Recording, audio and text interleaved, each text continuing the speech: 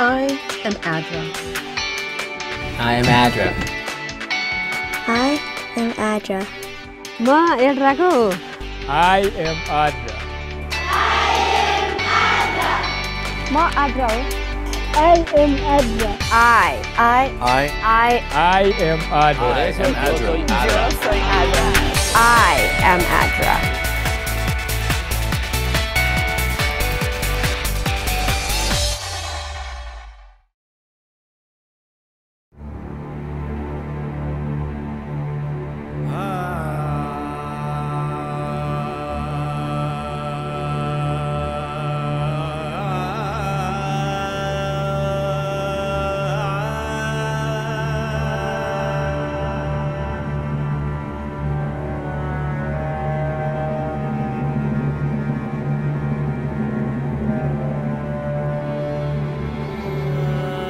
I remember very well the moment that we arrived in Port-au-Prince and we saw dead bodies, complete streets being destructed, people that were desperate, and it was very impressive. I think it was something that I will never forget in my life.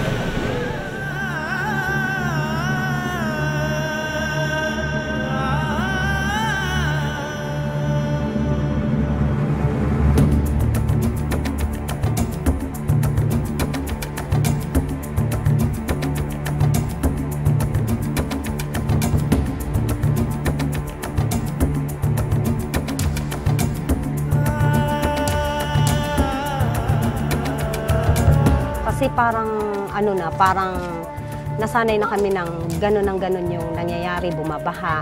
Tapos after ng flood, bumabalik kami, pero yung bahay namin nandun pa rin.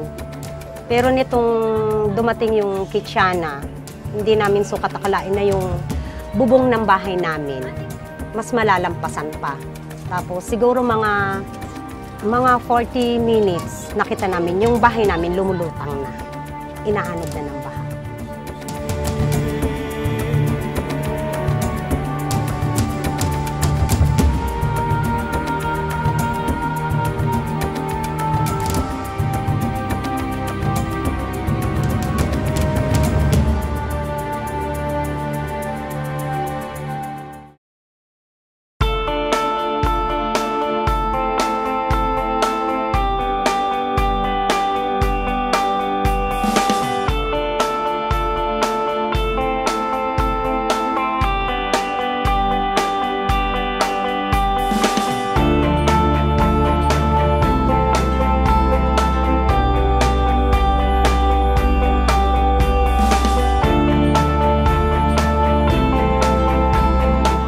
Una naming natanggap, malaki yung pinagpapasalamat namin kasi yung sa pagtulog namin, karoon kami ng banig. Kahit papaano may ikukumot yung mga anak ko.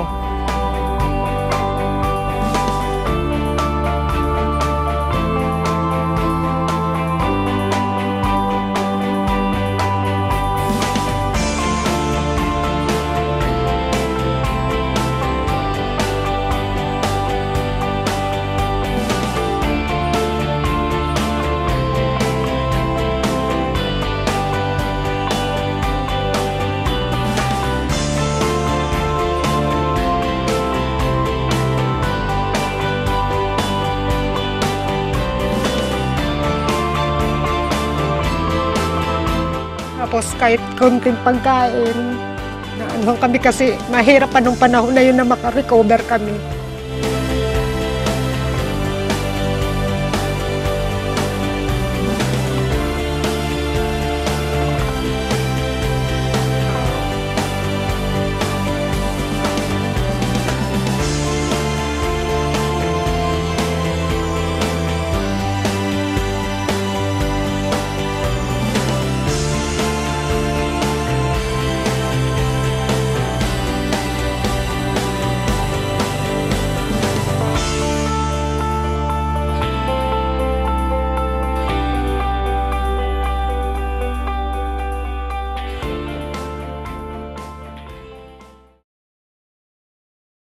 I am Adra. I am Adra. I am Adra. Yo soy Adra. I am Adra.